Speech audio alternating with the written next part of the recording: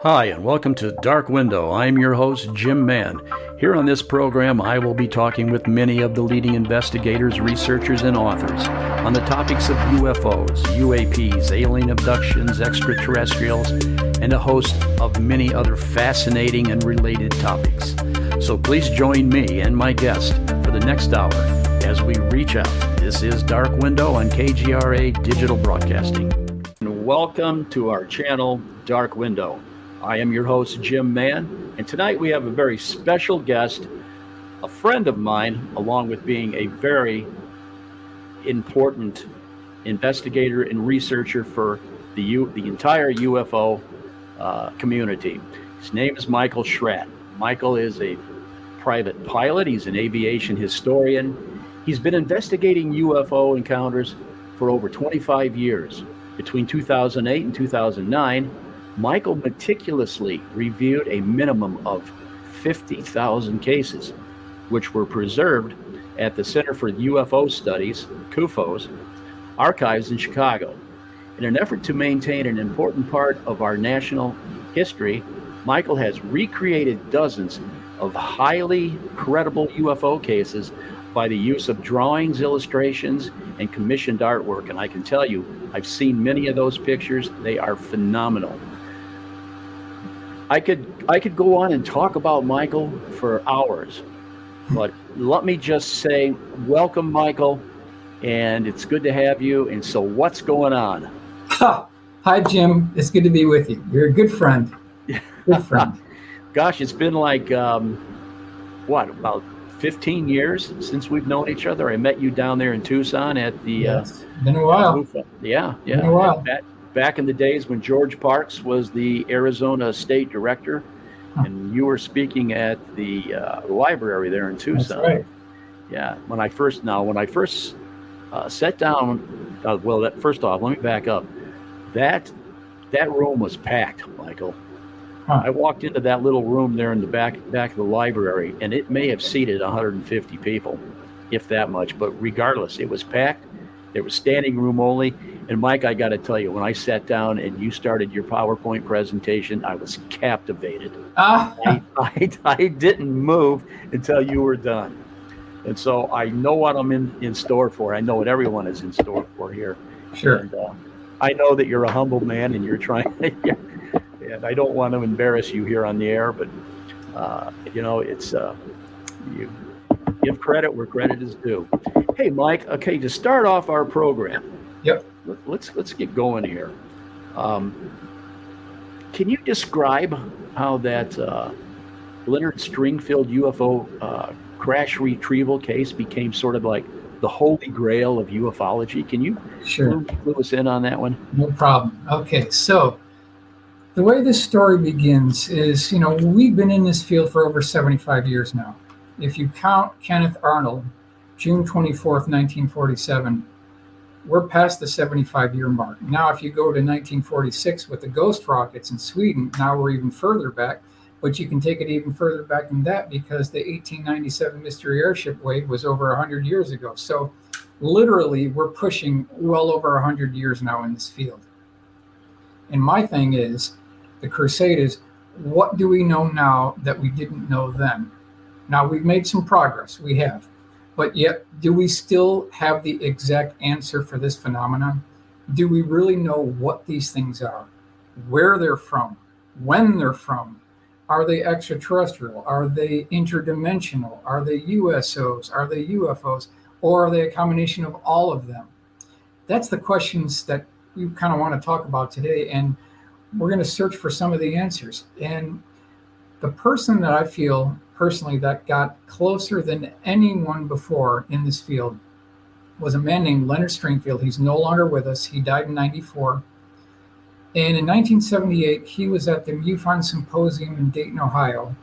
And he gave a lecture called Retrievals of the Third Kind. And it was kind of the first time that the whole concept of UFO crash retrievals really came to the forefront. We've heard a little bit prior to, but this was the first time it was officially presented. And he had about 12 cases that he presented. And then after the lecture, again, this is 1978, Dayton, Ohio, MUFON Symposium. After the lecture, he kind of put out a call to the audience, and he said, if you or someone you know has firsthand experience dealing with autopsies, dealing with debris, dealing with UFO crash retrievals, if you were someone which was a high-level military brass that was present when a craft was put on an 18-wheeler tractor-trailer lowboy and shipped to Wright-Patterson Air Force Base, those are the kind of witnesses that, he was putting a call out for. Pilots, air traffic controllers, astronauts, cosmonauts, high-level military brass, generals, defense contractors, very high-level, high-power witnesses is what Leonard was looking for, first-hand military witnesses. So after the lecture was over, he went on a vacation with his wife, Dell, like a 2-week vacation. And so he thought, well, why don't we go to the post office and we'll see what we got here, and we'll see if there's any response. So he went into the post office, he opened up his P.O. box, he looked inside, and guess what he found, Jim? I don't know. What did he find? Crickets. There was nobody home, nothing there.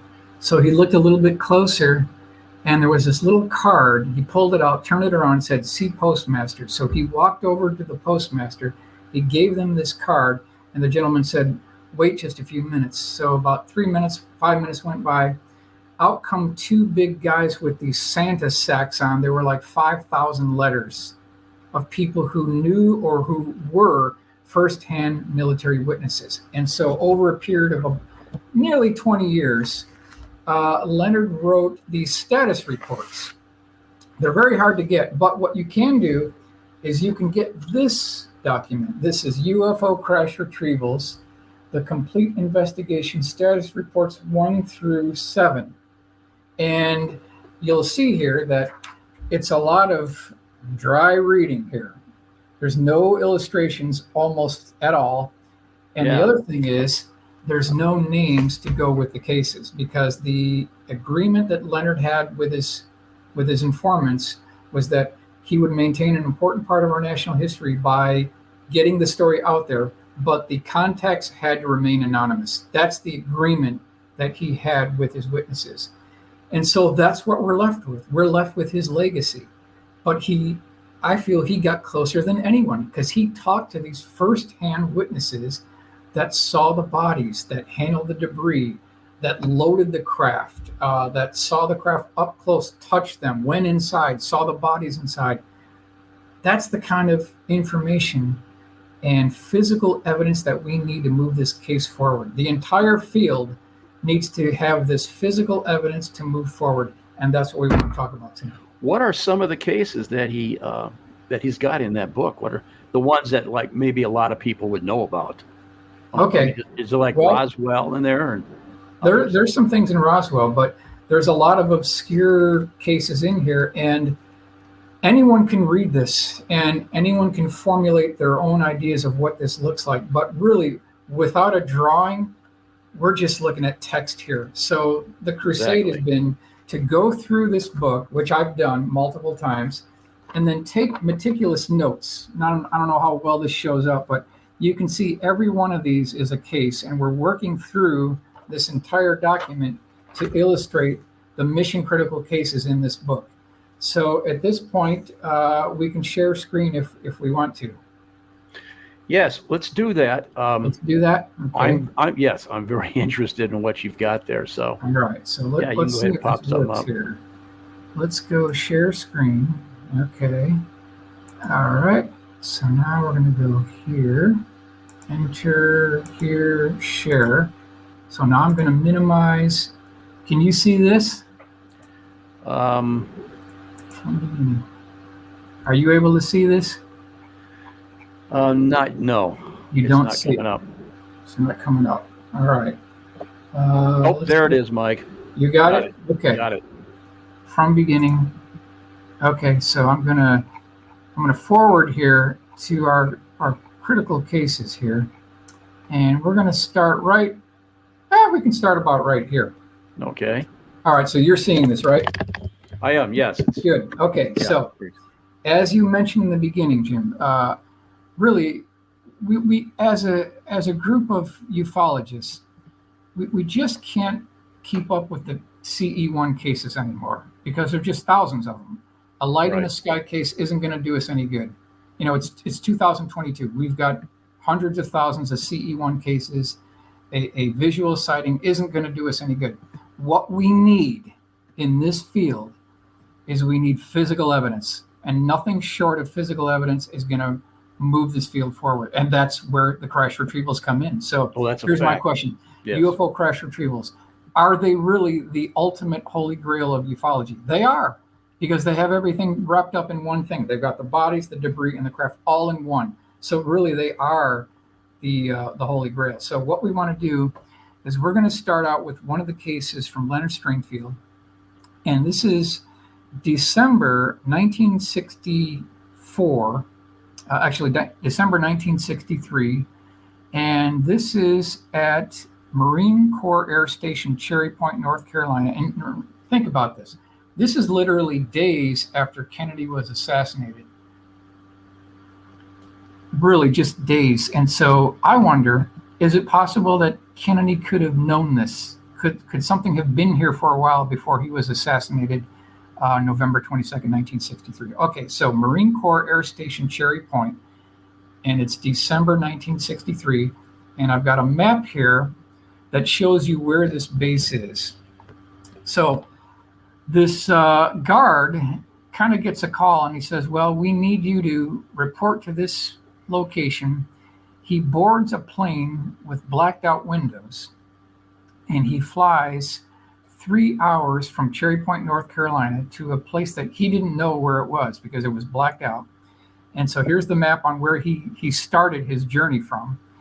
And he gets to this location and he walks into this large, you could call it a building or a hangar, and there's this 40-foot diameter dish-shaped craft. It looks like a fat hamburger. It's 15 feet tall. It has about 9 elliptically shaped opaque windows wrapped around the outer circumference of the craft itself. It has a hatchway, Jim, on the bottom of the craft itself. And his words were, this thing was so fully integrated onto the bottom of the craft, you could not put a razor blade in between the seams. That's how fully integrated this hatchway was. And if you look at the bottom view here. How could they even tell it was there? Yeah, well, it was there, but it was very minute, extremely minute. We're talking Giza pyramid minute, where you couldn't even put a razor blade in there. These red dots at the bottom along the seam of the hatch are the quote-unquote attempted points of entry. And what they were trying to do, and I've got like 7 different cases now of the U.S. government trying to breach the hull of these crash retrievals. So the first thing we could say is that if this was one of ours, why were they trying to get inside? And they tried 3 methods, Jim. First, they tried diamond tip drill bits, and it was completely ineffective.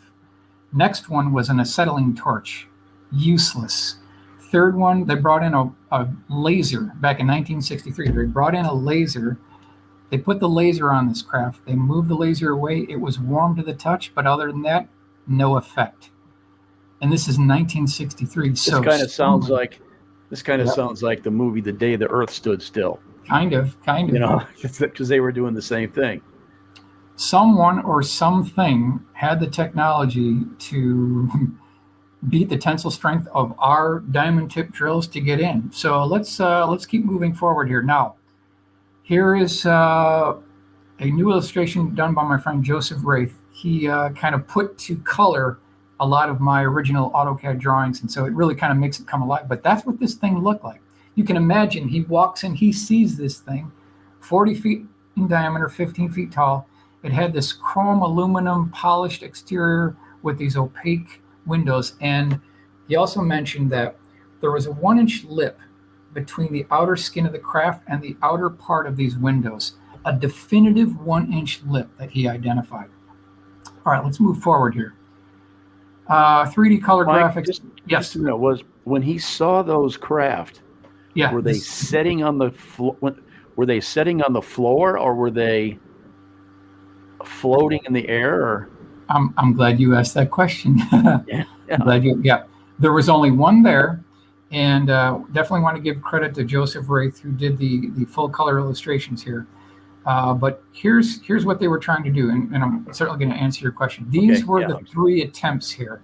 Diamond tip drill bits number 1, acetylene torch number 2, and this is the type of laser they had back in 1963. They used this kind of a laser to breach the hull of this craft. So these were the three methods that they used. Now, here's kind of a world exclusive. This is an original sketch by the actual U.S. Marine. He was interviewed by a contact that I got a hold of, who interviewed this Marine back in 1986, and they were kind of doing just a casual interview, and this gentleman that I knew who interviewed the Marine brought out a yellow pad sketchbook, and he said, "Can you draw a sketch of what this looked like?" And this is his sketch. This is the original sketch from the Marine himself. Now, it's pretty rough here, but you can see that the entire craft was propped up about 5 feet off the hangar floor on scaffolding. So they built scaffolding to support this thing, and they built a catwalk where you could walk around this entire craft. You could walk under it. There were two teams of white lab coat technicians that were basically trying to figure out how this thing works. What's the propulsion system? What's the tensile strength of the material? Now, if you look on the upper right and left-hand corners, you'll see lighting. And it was a very special type of lighting because this interior hangar installation was so well lit, quote unquote, you could not see a shadow on the ground. So they must have had lights on the corners, above, sides, below, all over. There were no shadows, and you would want that in this kind of a working environment. Now, this is another point. If you look on the bottom of the craft, you'll see these scribble marks, these dark scribble marks. Those are pads that were used to support the craft when it was on the scaffolding.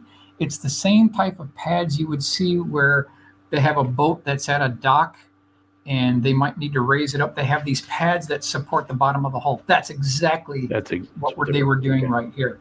So let's see if we can clean this up. And I'll take you to the next drawing here. Here is a drawing by Michael Johnstone. This is the gentleman that I know who interviewed the Marine back in 1986. And you can see the scaffolding here. You can see the craft. It's about 5 feet off the bottom, and you could walk under. They've got two ladders that allow you. And if you look on the left side of the craft, you can see that 1-inch lip between the outer skin of the craft and the outer portion of the windows themselves. And that was definitive. He mentioned it multiple times. So we're going to move on to the next slide, and we'll see if we can further clean this up. And so now, Jim, here's where we're at. This is what we're looking at here. This is what he saw when he walked in. This is approximately 2 scale. On the upper right-hand corner here, I've got a detail view that shows you that indented section. And we'll go down these bullet items here. Number 1, craft was seen at an undisclosed military location 3 hours by plane from Cherry Point, North Carolina. Number 2, the entire craft was surrounded with what looked like standard military aircraft scaffolding. Number 3, a white circle was taped to the floor, which outlined the prohibited area for Air Force generals. Next one, between 3 to 4 U.S. Marines guarded the craft while it was temporarily in the hangar. The quote-unquote windows of the craft were indented toward the interior, forming a 1-inch lip. See detail view, which we just looked at. Next one, the primary eyewitness secretly took a photograph of the saucer, which was later lost in a flood. Such a tragedy. Next one, a team of between 20 to 50 engineers examined the craft but were unable to gain access to the interior. So these are the mission critical bullet items here. And we'll move on. So here is a cleaned up illustration of what this may have looked like when they actually were there. So you've got these lab coat technicians. They've got these notepads. That's a great illustration there. That's a great picture. Yep. So they had smocks on, laboratory type protective gear in many cases. We've got the ladders to get you there. This is all period correct scaffolding. We did a lot of research on what kind of scaffolding was around back then. And we've even got the pads. If you can look on the bottom of the craft, just above the upper section of the catwalk, the pads are supporting the bottom of the craft. Again, so this is by Joseph Wraith. So we'll continue going on here. So this was a drawing I commissioned by Jose Sanchez, just giving you an idea of what it might have looked like when they were trying to drill into this thing here. And you can see that They're having no effect on the craft itself, but the diamond tip drill is disintegrating. It's just falling apart under the extreme tensile strength of the craft itself. So again, no chance of getting in using that method. This was done by John McNeil. I commissioned this a long time ago, but this gives you a real good idea of what it looks like. So now when they were done with the diamond tip drills and the acetylene torch, they brought in two 18-wheeler tractor trailers that had a power generating device on it. And there were two heavy thick gauge cables that came from these tractor trailers to the laser, and they were shining the laser on the skin of the craft. It was warm to the touch, but had no effect. So my question is, were they ever able to get inside? And if they were they able to reverse engineer the molecular structure of the material, and they have incorporated that into our jet aircraft? Who knows? It's possible. When you throw billions of dollars at something, you might get a breakthrough. It's certainly possible. It just makes me wonder what other industrial tools could they use to, if they can't get through it with a laser and diamond drill. I've heard jackhammers and liquid nitrogen as well. It's some of the things they try to use to get in. And in some cases, it appears that liquid nitrogen has worked in other cases. So really, okay, they're trying everything under the sun to get in, and you can see why. They need to know how these things work, what makes them tick, what's the propulsion system, what is the fuel they're using, are they using fuel? Those are all questions that maybe they've answered, maybe they haven't, but it's something that we should consider. Yep. 3 hours from North Carolina. Cherry Point, North Carolina, 3 hours by plane. And we'll kind of go into where that might take you. Yeah, all right, so let's move on here. And I want to take you kind of inside. This is kind of if you were outside trying to look inside this hangar, what would it look like? So we're getting up to the perimeter security here. We've got the chain link fence, and now we've entered the fence.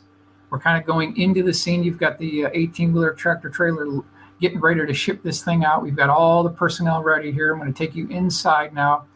Well-lit facility. We've got armored personnel there guarding. We've got the lab coat technicians, very well lit. Now we're zooming in, kind of give you an idea. Is this what it looked like? We've got a couple of spooks here, CIA, NSA types. I'm sure they're monitoring the situation. The minute zoom in here. Now we're looking at the seams. We're looking at some possible effects here. Again, you can see the elliptical shaped windows. The gap is there. That's plainly in the seam. Here's an overall view looking down. This is about a 30-degree look down angle from above. It could very well look like this. We've got the perimeter here. Now, I will mention that there was a Navy Secretary of the Navy who attempted to breach this circle, and he was nearly shot. And that's your mandate, that's your order, is to shoot first and ask questions later. No questions asked. If you're there to guard this thing, you're there to guard it. No one is supposed to get through that thing unless you're properly badged. So let's continue on here. This is kind of a back view. They've got some crates in the background here. I would love to see this in real life. I'd love to know where it actually went. Okay, so now, the last day he was there, and he did take a Minax photograph of this too. He said that they were lifting the craft up off its stand. They were putting it on an 18-wheeler tractor trailer. They were putting a tarp on it and moving it to the next location. So that's kind of where we're going to go now here. Michael, those are amazing pictures. Those that are only listening to the program instead of actually seeing the video. Wow, I'm just blown away by it. Joseph did a tremendous amount of research on this, and he's a very meticulous researcher. There's about 4 months of work on these illustrations, and it's all period correct. People are correct. The vehicles are correct. A lot of these things had to be modeled completely from scratch, and a tremendous amount of research was done to what NASA was doing at the time. What were they doing in the early space program? And so we've tried to duplicate that. All right, so we've got the cradle there. They're now going to be putting the tarp around this thing and then getting ready to move it to the next location. Here we're all tarped up. We're ready to move out. And you can see one of the ways that they use to keep this stuff under wraps is, number one, they compartmentalize it, and number two, no craft stays at any one location for any length of time. They keep moving these things from place to place. They don't keep all their assets in one location. Maybe Wright-Patterson Air Force might be the end road for all this, because all roads appear to lead to Wright-Patterson Air Force Base. But during the time they're investigating, these things are moved around so not one person can keep tabs on where these things are. And that's why they've been able to hide this stuff for so long. Yeah. They now, keep again, moving. excuse me, but now, again, this is all based on this is witness. based on the testimony of a Yes. U.S. Marine who claims he guarded this thing for 2 weeks at this undisclosed location. He's the primary eyewitness. That's amazing. Yep, he's the primary eyewitness. All right, so now we're all tarped up. We're ready to depart now, and now we're loading up, or we're starting up our truck, and we're getting out of here. We're moving to the next location. It might be MacDill Air Force Base. It might be Langley Air Force Base. It might be Homestead Air Force Base. There are multiple repositories where they keep these craft and the bodies and the debris. All right, so now we're on the outside. We're getting ready to move out. And this is one of the original drawings that I commissioned Rudy to do for me. I want to give credit for him. So he kind of gave you an idea of what it might look like in a pencil sketch. Now, let's see if we can get you here. Let's play this real quick video. Smuggled footage. So there's no audio to this. No audio, no. Kind of a, what would it be if you actually got footage? Well, it's just amazing that you and your team, the guys that you know and work with, are able to put this together.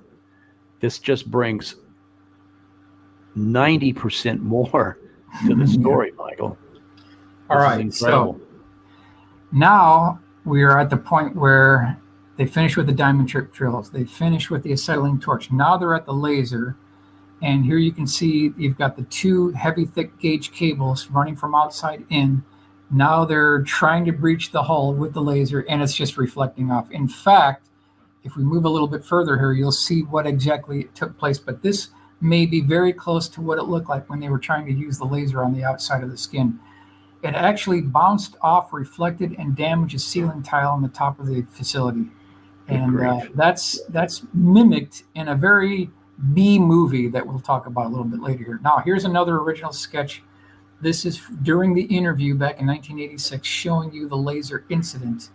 And the craft is on the scaffolding. You can see the reflection point, and then here's where it came off and damaged the ceiling tile. So these are original drawings from the actual interview. All right, so here is Hangar 18. It came out in 1980. It's a B sci-fi movie. I don't recommend it, but there's three things in here, Jim, that we should discuss because they mimic what actually took place. Number one, in this movie and in this case, there were white lab coat technicians investigating the craft, inside the craft. So that checks out. Number two, there's scaffolding in this movie. And there was scaffolding in the case by the Marine as well, back in 1963. And in this movie, there's an incident with a laser. In the real life account, there's an incident with a laser. So my question is Hollywood a belated designer leak for something that actually took place? And some of that appeared in this movie. That's been a question on everybody's mind for years about how so much of this reality makes its way into Hollywood, especially like Spielberg movies and things. That's right. So, is this conditioning thing that we've heard about for years and decades now, is this conditioning a real reality, or are we just making this up? Well, if you go by the hundreds, maybe even thousands of movies where they're mimicking the form, fit, and function on something that actually took place, and they're throwing that into a movie, it certainly looks like they're trying to tell us something. And in this B movie, if you can make it through it, it's real cheesy. It has not held up well. There are three specific points that are virtually identical or very similar to a case that actually took place in 1963. All right, so now he also mentioned, this is from the Marine, he said that there were color-coded badges. And, if you had a green badge, you could go here, but you couldn't go here. If you had a yellow badge, you might be able to go here, but you couldn't go there. If you had a red badge, you had all access to the entire facility. So that's something that he mentioned as well. Okay, now, his job was to guard this craft for 2 weeks, and he was also told to frisk everyone who came in. However, there was one point during the 2 weeks that he was there that he was left alone and no one frisked him. So he was able to sneak in a small Minox camera. And here he says, quote, "Someday I will tell this story, and by God, people are going to believe me." So he snapped a photograph of this craft on the scaffolding. But however, in 1983, the photograph was lost in a flood. So we were this close, Jim, to getting this evidence. I mean, it would have been a step in the right direction. We were this close to getting it, but it's lost. That's always the case. We get right to the edge. It's always the case. Something goes wrong. Yep. Yeah. Yep. Isn't that the case? This is just amazing stuff here. It's so frustrating because, people long before us, Jim, have come before us, and they weren't able to land the plane with this. I wouldn't call it a failure, but they couldn't produce the physical evidence that we're all looking for. And we have got to get drastic with this whole field.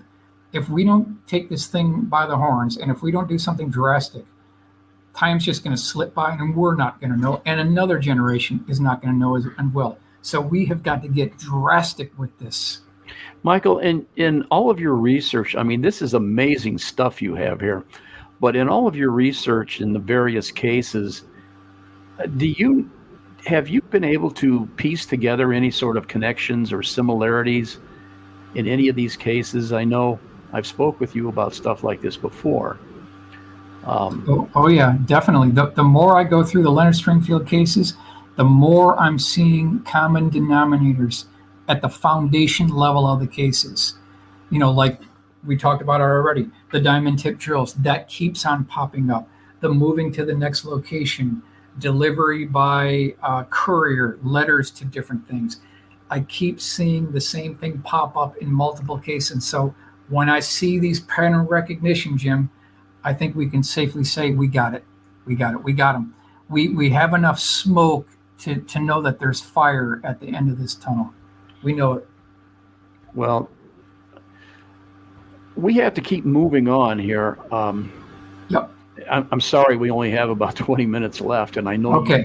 you've got a ton of stuff to talk about. Oh, no, we'll continue on. So here's what we came up with for the simulated Minox camera photo. This may have been actually what it looks like. So when you get a Minox photo, this is what the negative looks like. This is what it would perhaps look like. Paul Nintz, he was the Undersecretary of the Navy, November 29th, 1963 to June 30th, 1967. He would have been the one who tried to cross that line, and he would have been deflected by this Marine. So this is our guy in question here. Now, that brings us to 4-star Major General Melvin F. McNichol. He was Base Commander, Tinker Air Force Base, Oklahoma. Why is he important? Because he was friends with Charlotte Mann. Okay, and here's his obituary. Daily, Oklahoma, July 11th, 1986. Ex-Tinker Commander Melvin McNichol dies. So he was a real person. He was the base commander. He was friends with Charlotte Mann, who was involved in kind of a tangential way, directly actually, because she held the photograph her grandfather. Is she the lady from Missouri or someplace like that? That's correct. Yes. Okay. That's correct. So she held that photograph. She knew the base commander. And so they struck up a conversation, and she said, General, we've been friends for years now, and we have this kind of mutual interest. Why haven't you told me anything about UFOs? And he turned to her and said, Charlotte, don't you ever repeat what I'm about to tell you, because it could ruin my career, and I'll deny it if you do. So what he told her is 3 things. Number 1, he saw a UFO which was located in the West. Number 2, he walked around a UFO on a catwalk, which was propped up by scaffolding. Number 3, bodies were recovered and one was still alive. When I heard that from Charlotte Mann at IUFOC 4 years ago, I said, boom, I got it. Because this is almost identical to what the Marine had said. The Marine said that he guarded a craft that was up on scaffolding. He also said that he was on a plane 3 hours from Cherry Point, North Carolina. So if you fly from North Carolina and you go 3 hours, that theoretically puts you in the West. So that checks out. He talked about the catwalk. He talked about the scaffolding. He overheard water cooler talk about bodies, and one was still alive. And so when I had the independent source from Charlotte who knew Melvin McNichol, I said, boom, we got it. Because these two are tracking and they don't even know each other. And they're describing virtually the identical scenario. My goodness. I guess this is just amazing. Now, is this fairly new information here, Michael? Well, I mean, it's something I've never heard you discuss this particular case.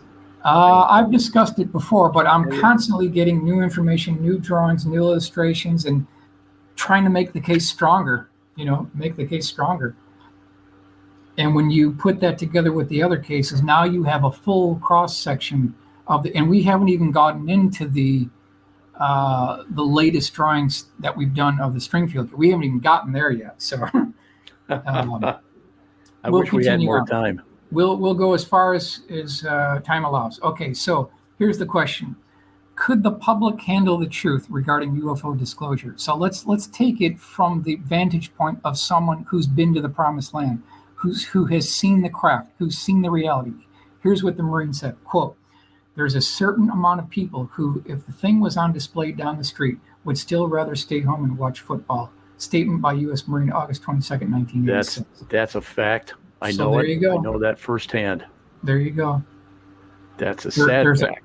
There's a cross-section of society, which we know because we're in the field, who would be excited and just screaming and hands up in the air. And finally, we're there. We got disclosure. We're so excited. And there's other people that couldn't care less. It's like they'd be furious that some news anchor would break in with this story, and it would be interrupting their I Love Lucy reruns. That's how upset they would be about it. The biggest story. The biggest story of all time. Human history of all time. History. Yes. Yep. And so you can see the large. You could call it a chasm. You could call it a Grand Canyon of difference, but there's a huge difference in the people's reaction on what this truth would mean to people. Some people just don't care. They don't have a curious bone in their body. That's a fact. But that's just how it goes down. Yeah. So according to this Marine, we're there. We're at a point where we're ready to take it on. We're ready to take it on. Wow. All right. Here's my question. What did Kennedy know about UFOs? When did he know it, and who did he tell? That's my question. If he died November 22nd, that's a lot of people's question. And this event occurred in December of 1963, literally days and weeks later, and that craft could have been there a month prior to, it's feasible that President Kennedy could not only have seen it, he could have touched it, he could have known about it, he could have had a briefing about it. Is there any connection there? I can't prove that. I can't prove he saw it, but the timing checks out because that craft could have been there a month prior to, and so theoretically, we're still within that window of time frame. President Kennedy could have seen that craft. It makes me wonder how many of our presidents over the years had the need to know, as they put it, about the UFO phenomena taking place. Yeah, what Michael told me, this is the gentleman that interviewed the Marine, he told me that during the 60s time frame, that this was a much more receptive subject matter within the secret keepers. Like it was a lot more likely to come out during the Kennedy administration than it is now.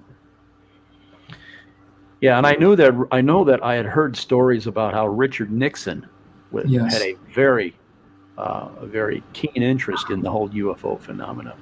Yeah, he, in his years. That's right. All right, so we're going to continue on here. Now, we should mention that Roswell is not the first crash retrieval. Yeah. We've got some very good evidence indicating that a crash retrieval did take place April 20, 1941, and our primary eyewitness is Reverend William Hoffman. He was the primary witness on this case, and it was around 9:30 p.m. at night, and a knock on the door occurs.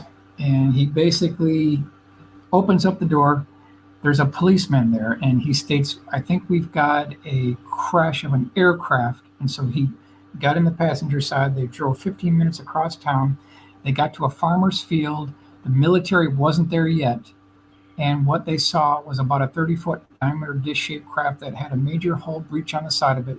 There were 3 bodies there. They were dressed in a approximately, you could say, tight-fitting blue flight suit that went up to their necks. They were about 3.5 to 4 feet tall, oversized head, oversized eyes, slit for a mouth, minute nose, nostrils. One was still alive. There were police there. There were fire present there. There were a lot of farm people around. There was debris on the ground. There were some burning embers in the back. Now, he did look kind of inside the craft, and he could see buttons and switches and dials and levers, a very mechanical-looking contraption inside. But then, and here you see Reverend William Huffman here.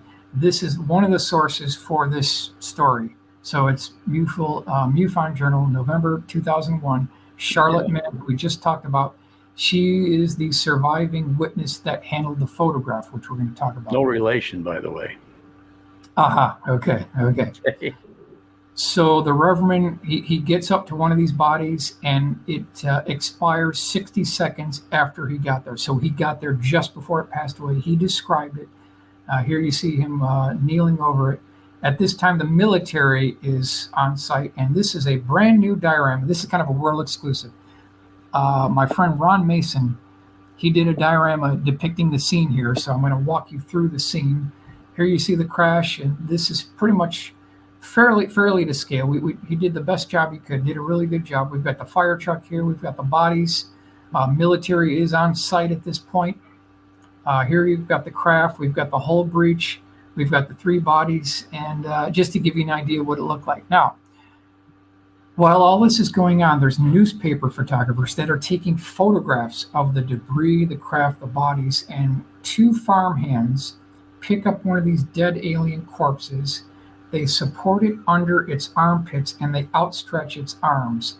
And this newspaper photographer, he snaps a photograph of this thing. This is a very rough sketch. That photograph was kind of handed down through the family. Now, Charlotte Mann, pictured on the left here, she held this photograph multiple times. And somewhere around 1974, that photograph was lended to a quote-unquote neighbor who was a photographic analysis expert. And you can see where this is going, Jim. Yeah. You can see where this is going. That photograph disappeared. I was going to say, yeah. It disappeared. So here again, this is the second time now, we were so close to getting this evidence, and yet it disappears. It's snatched right out of our hands. So I put all the information that we could get together, what Charlotte said, what the bodies look like, what the field looked like, the farmhands that were there. We put all that information together, and I built a replica of this photograph, and here's what we came up with. So here is the replica. Again, this is over 80 years old now. So she said it had scallop edges, these old black and white photographs that had those scallop edges that you see in these old photo albums. It probably was stained, might have coffee stained, it was faded, it might have got burnt, might have got caught on fire. And so this is what I came up with of what it may have looked like if you were actually holding the actual photograph in your hand. All right. That's a pretty good recreation. Yeah, well, we did the best we could, you know. Yeah. I want to give credit for Tom Bogan for doing these illustrations. Oh, was that Tom? Okay. No, this is Tom. Now, of course, I aged it, right? To give you an idea, I aged it, which was a fun project on its own. I'm not claiming this is the photograph. This is a replica based on what we think it might have actually looked like. Now, here's a question. Where could you hide 3 extraterrestrial bodies and a circular craft or debris of unknown origin back in 1941? So I'll ask you, Jim, where would you hide this if you were in charge of this retrieval operation back in 1941? Where would you hide it? Well, in 41, I would guess, knowing what I know today, I would guess Wright-Patterson Air Force Base. I don't know. Okay, well, let's see. In 41, I don't even know if it was Was there. Wright-Patterson there? It certainly 41. wasn't Wright-Patterson Air Force Base. It was Wright Field. Right It was field. Wright Field at the time. It didn't become Wright-Patterson Air Force Base until 1947. But okay, how about we store it at the Pentagon? Would that be a good location at the Pentagon? That would be a very secure place. Okay, but here's a problem with that because the Pentagon didn't exist. It didn't exist yet in 1941. The Pentagon didn't exist. So where they hit it, There goes my history lesson. okay, no, that's okay. Hey, that's we do the best we can. In 1941, according to one book, it was stored at an underground vault at the National U.S. Capitol building in Washington, Really? D.C. That's where it was stored. Paul Blake Smith did multiple books on this particular case, and he wrote a book describing how we believe that it was stored at the underground vault at the U.S. Capitol building in Washington, D.C. Now, what I want to do now is I want to take you inside the vault here, inside the basement, and this is what it may have looked like inside the basement. Now, we've got the debris here. We've got the bodies in large glass vertical containers. Some of the debris is poking out of some of these boxes. Tom did a really good job, and this may have been what it looked like. So you could get access to this facility if you had the proper credentials and if you had a need to know. And Well, so, it looks like something out of a Raiders of the Lost Ark kind of a movie. Something out of Raiders of the Lost Ark. That's correct. That's correct. Okay, so I think we've got a little bit of time left to talk about this. Now, this is a retyped memo from FDR to General George C. Marshall dated February 27, 1942. I'm not going to read this whole thing, but I want to drill down on just a couple of sentences here. I have considered the disposition of the material in possession of the Army that may be of great significance toward the development of a super weapon of war. I disagree with the argument that such information should be shared with our ally, the Soviet Union.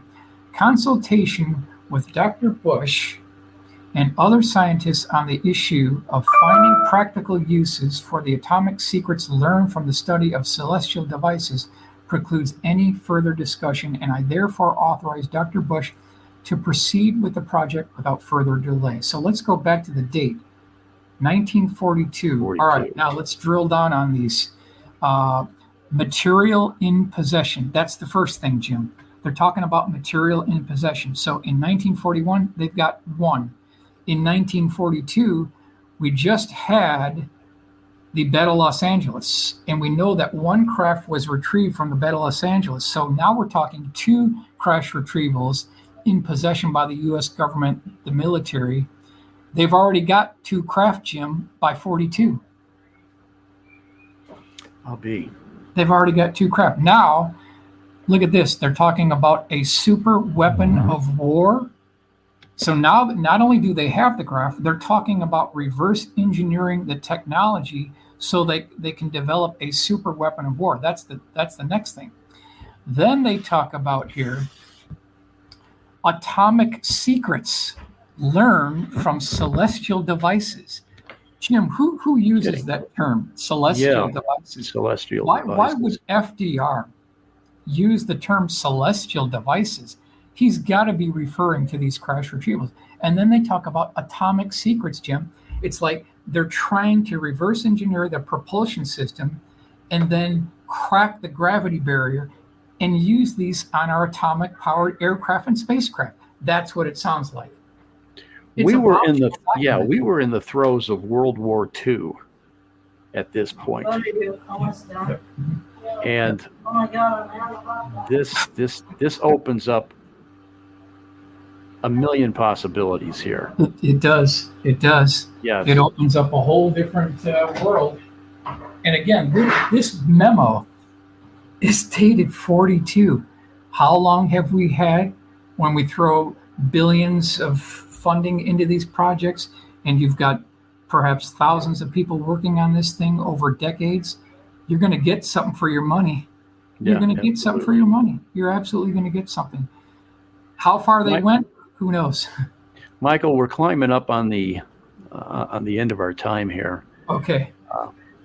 Patricia, how much time do we have left? Just probably just a couple of minutes here. We got 5 minutes. So We got 5 minutes. What can you tell me in 5 minutes, Mike? Well, all I would say is, if you want to do another segment at another time, that's fine. We can get into the crash retrievals from Leonard Stringfield, specifically the artwork. But I wanted to start here because we kind of have everything in numeric order. These are all in date, so they're all been presented in numeric order, and we're kind of working our way through here. I did the first one out of order because I wanted to get those new illustrations out there, so those were mission critical. But what I'm just presenting here is, when you look at these crash retrieval cases from Leonard Stringfield, now I documented 119 of them through all the status reports. If you went to Vegas, Jim, and you had a roulette wheel, and there were 119 slots, and you put down 118 bets, are you going to lose? No, you're not going to. You're going to win every time. Yeah. And so what that means is, are some of these hoaxes? Sure. Are some of them liars? Sure, but not all of them. We got 119-1 odds, and the odds are in our favor. Wow, this is amazing. You know, we are going to throw a bookmark in this, Mike. And, sure. We can do a back-to-back. I can have you next week. That's fine. Then we can get to the sketches now. I definitely want to get to the sketches. We can leave that for the next one. Yeah, we'll do a back-to-back on this for those that are listening, and a week from now we'll have another program. But in conclusion, Mike, what can you tell us? Sure. I would just say that it's important that we maintain an important part of our national history by really getting into these cases, by getting them illustrated, allowing people to see these things, because we want to make them come alive. And what we want to do is we want to identify more eyewitnesses, because a major portion of the cases in this book are over 50, 60, and 70 years old.